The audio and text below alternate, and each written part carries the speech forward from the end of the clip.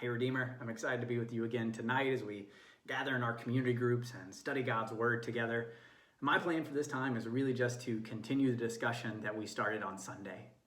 If you haven't had a chance to watch Eric's sermon video from Sunday, I really encourage you to go back, check that out when you have a moment. On Sunday, Eric from John 13 showed us how the glory of God is the unifying, clarifying purpose that we need to make sense of our complicated lives.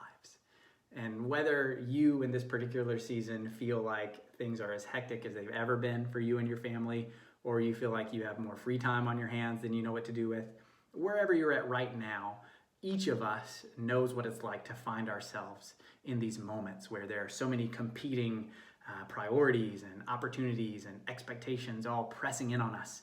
And we honestly just feel kind of confused about where am I supposed to devote my limited energy and time and resources. There are so many things that I could do. How do I discern what I should do? What I want us to do is continue this conversation by digging into another example from the life of Jesus that we find in the Gospel of Mark, Mark 1, verses 32 through 39. So if you would turn there with me, I'm going to read for us Mark 1, starting in verse 32. That evening at sundown, they brought to him all who were sick or oppressed by demons, and the whole city was gathered together at the door. And he healed many who were sick with various diseases and cast out many demons. And he would not permit the demons to speak because they knew him. And rising very early in the morning, while it was still dark, he departed and went out to a desolate place, and there he prayed. And Simon and those who were with him searched for him, and they found him and said to him, "Everyone is looking for you." And he said to them, "Let us go on to the next towns, that I may preach there also, for that is why I came out." And he went throughout all Galilee, preaching in their synagogues and casting out demons. Church, there are three things that I want us to see in these few verses tonight and begin to discuss in our community groups. And those three things have to do with prayer, perspective, and power. The first thing that we see is that Jesus gives prayer top priority. I think it's really helpful for us to see the context in which these verses are occurring. That's why I started reading a little bit before we see Jesus go out to pray. What's happening here in Mark 1?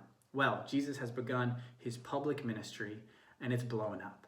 He's teaching in the synagogues and people are in awe at the authority and the wisdom with which he speaks. Now we also see his miraculous power and compassion on display as he's healing people and casting out demons.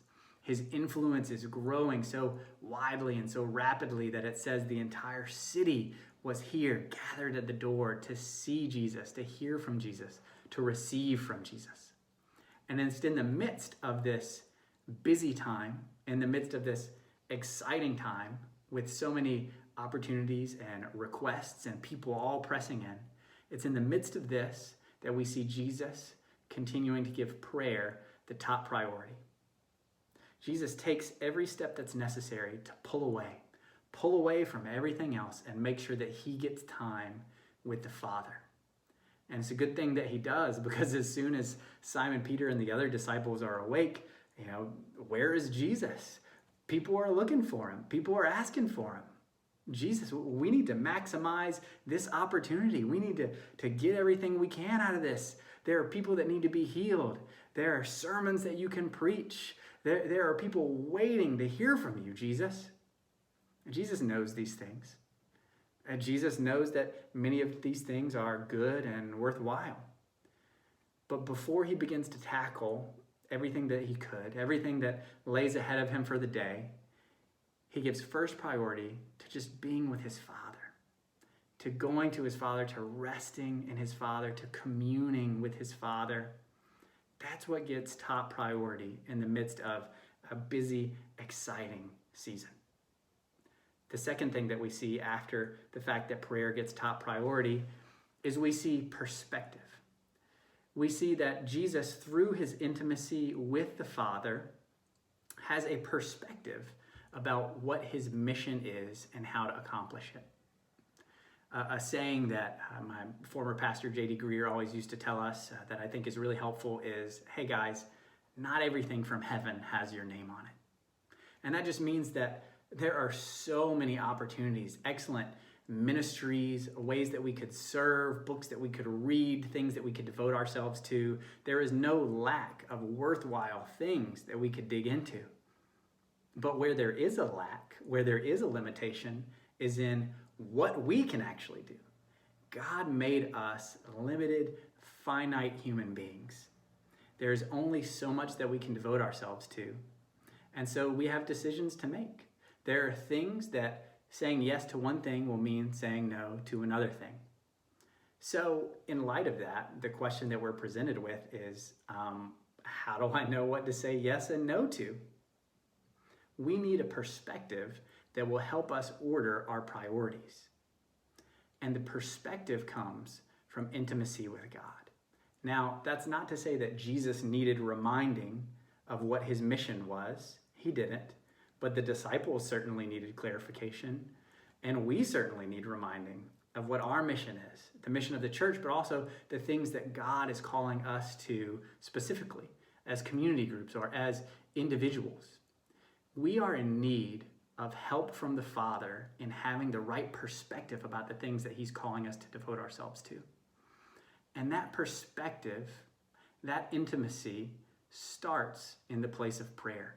It starts in the desolate place. It starts by pulling away from everything else and just being with the Father, just spending time with him, just growing close to him and asking for his help, for his leadership, for his guidance. Telling him, Lord, there are more things in front of me than I can devote myself to. And so I need help. I need your perspective to know what are the things you're calling me to. Church, we can't just depend on our own cleverness. We can't depend on our own common sense or experience. Yes, these are things that God has given us to help us to make decisions, and we should take advantage of them, but we can't depend only upon our strength or the strength and insight of others when it comes to discerning what God is calling us to. We have to press into prayer. We have to go to the desolate place. We have to spend time with the Father and ask him to lead us. And it is through prayer and his word and his spirit and him speaking to us through trusted advisors. It is through all of these things that the Lord will sharpen our perspective and help us discern where we should be stepping forward. Something else that I think is really helpful on this that Eric shared with me is from the author Paul Miller. Paul Miller talks about kind of 3 different postures that we could potentially use as we approach decision making. How do I decide what God is calling me to devote myself to? How do I decide what is worth my time? There are 3 kind of options here. The first one could be described as a self-dependent posture. The person who is self-dependent, well, decision making is easy for them. Does this serve my purposes, my goals, the things that I want to get out of my life? It's very easy for the self-dependent person to say no because they're very focused on what they want to accomplish. If your request doesn't fit in with that, then no, I'm going to do my thing. A second perspective would be the person who is more codependent. The codependent person, when someone approaches them with a request, they find it very easy to say yes because the codependent person wants to do your thing so they can get your approval. I'm very happy to do your thing.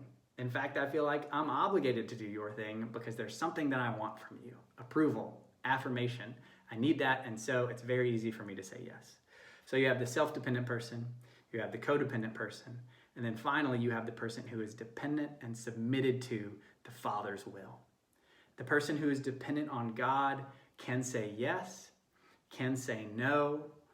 They are not dictated by the purposes that they find within themselves or the purposes that other people have and their agendas, but they are submitted to spending time with the Father, to asking him to lead by his Spirit, and to discerning what is it that you are calling me to, God.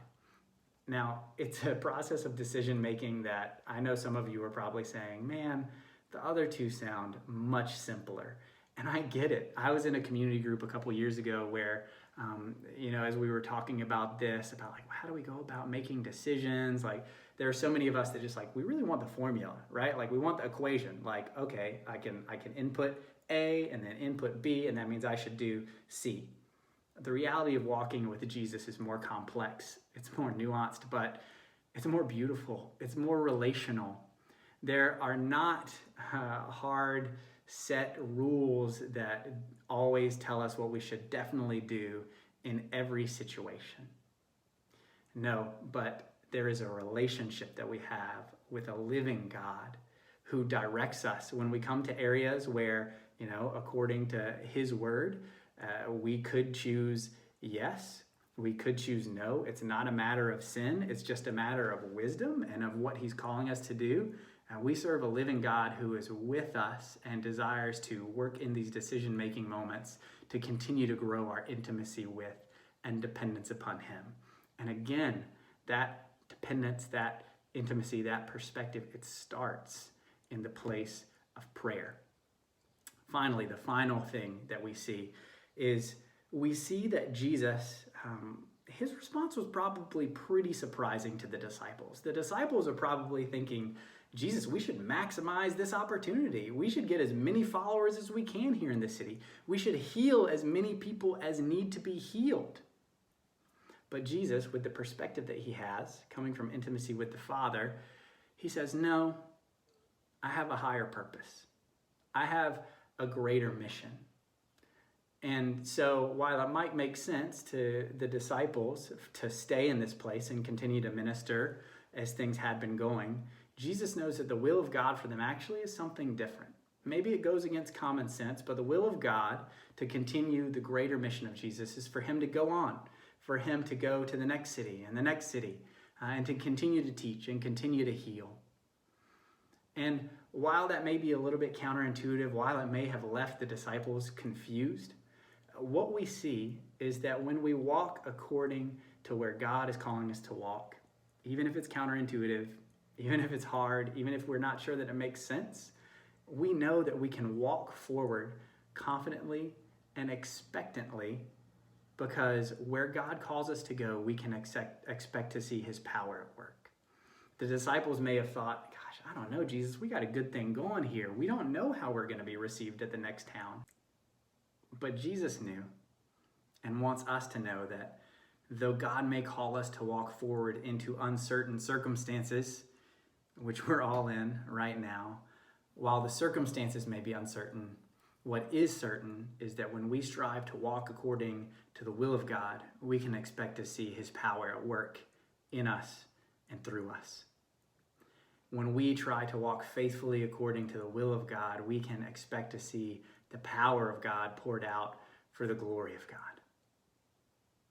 Churches, as you now go to discuss this in your community groups, just in summary, I believe that this passage is calling us to first give the place of priority to prayer. Take whatever steps you need to get away from the distractions, wherever you need to go, however long you can spend there. Seek out your desolate place of prayer and just spend time with the Father. And then allow that time with him to shape your perspective. And then as you walk according to that perspective, even into uncertainty, walk confidently, expecting to see his power at work in us and through us.